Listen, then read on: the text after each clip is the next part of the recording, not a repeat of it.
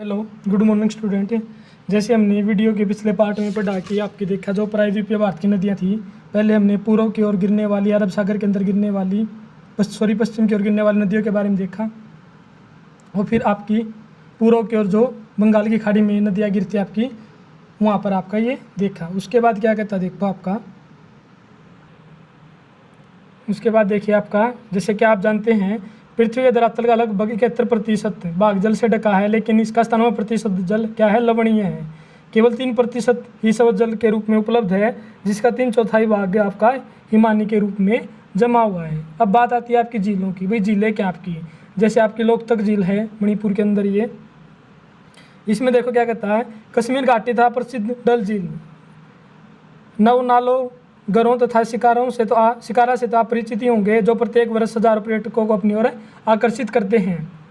यानी कि पर्यटक यहाँ पर घूमने के लिए जाते हैं।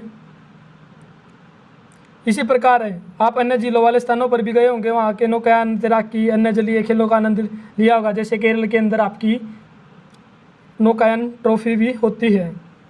कल्पना कीजिए अगर आप कश्मीर, नैनीताल या दूसरे पर्यटन स्थलों पर झील नहीं होती, तब वहाँ पर वे उतना आकर्षित करते जितना कि आज करते हैं। क्या आपने कभी जानने की कोशिश की है कि इन पर्यटकों को आकर्षित करने के लिए किसी स्थान पर झीलों का क्या महत्व है? पर्यटकों को आकर्षण के अतिरिक्त मानव के लिए अन्य कारणों से भी झीलों का महत्व है। पृथ्वी की सतह के गर्त वाले भागों में जहाँ जल जमा हो जाता है उसे क्या कहा जाता है, झील कहा जाता है। ये डेफिनेशन दी गई है आपकी, पृथ्वी की सतह के गर्त वाले भागों में जहाँ जल जमा हो जाता है उसे क्या कहा जाता है, झील। क्या आप जानते हैं बड़े आकार वाली झीलों को समुद्र कहा जाता है, जैसे आपका कैस्पियन, अमृत और अरल सागर।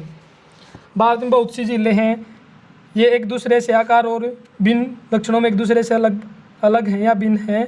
अधिकतर झीलें स्थायी होती हैं तथा कुछ में केवल वर्षा ऋतु में ही पानी रहता है, जैसे अंतर्देशीय प्रवाह वाले अर्धशुष्क क्षेत्रों की द्रोणी वाली झीलें।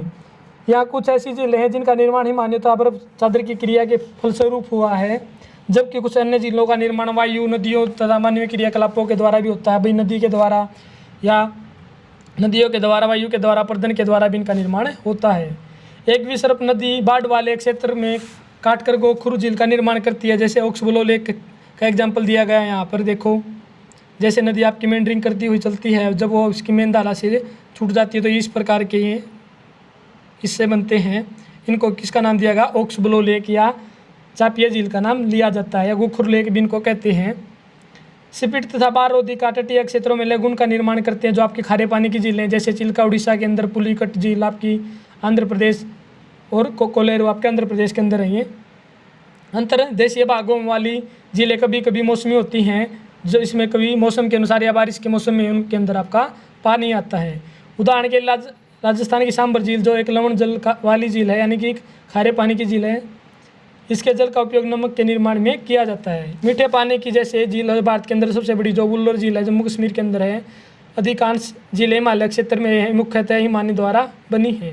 दूसरे शब्दों में ये तब बनी जब हिमानियों ने या कोई द्रोणी गहरी बनाई, जो बाद में हिम पिघलने से भर गई, या किसी क्षेत्र में शिला अथवा मिट्टी से हिमानी मार्ग बंध गई।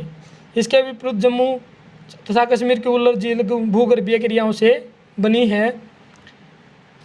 ये भारत की सबसे बड़ी मीठे पानी की वाली प्राकृतिक झील है। डल झील, भीमताल, नैनीताल, लोकताल और बड़ा पानी कुछ आपकी महत्वपूर्ण मीठे पानी की झीलें हैं।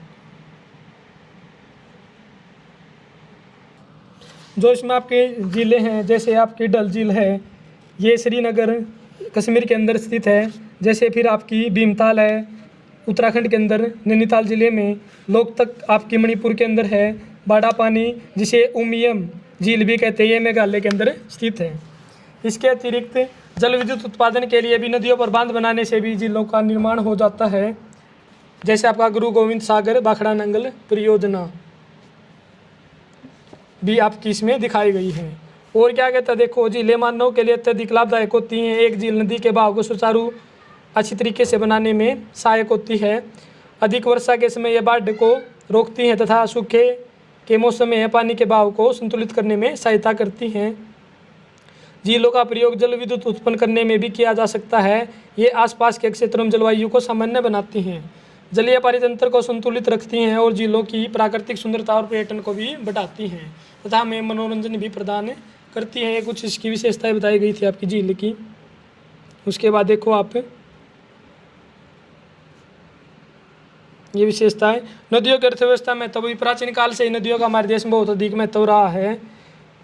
नदियों का जल मूल प्राकृतिक संसाधन है तथा अनेक मानवीय क्रियाकलापों के लिए भी अनिवार्य है। यही कारण है कि नदियों के तट ने प्राचीन काल से आदिवासियों को अपनी ओर आकर्षित किया। जहाँ पर नदियों के जल थे या आपकी नदी का पानी उपस्थित था, उसके आसपास इस आपकी सेटलमेंट या मानव बस्तियाँ स्थापित होती थी। ये गांव बड़े शहरों में परिवर्तित हो चुके हैं। जैसे आपका गंगा ब्रह्मपुत्र का मैदान देखो, जो आपकी द्रोणी है वहाँ का, जहाँ पर इसके क्षेत्र के साथ बहुत सारी सघन बस्तियों के इलाके बसे हुए हैं। उसके बाद क्या कहता है देखो, किंतु भारत जैसे देश के लिए यहाँ की अधिकांश जनसंख्या जीविका के लिए कृषि पर निर्भर है। वहाँ सिंचाई, नौकायान, जल विद्युत निर्माण में नदियों का बहुत अधिक विशेष महत्व है। फिर बात आती है आपके नदी प्रदूषण की। भी नदियों के अंदर भी आपका प्रदूषण बहुत ज़्यादा मात्रा में हो रहा है।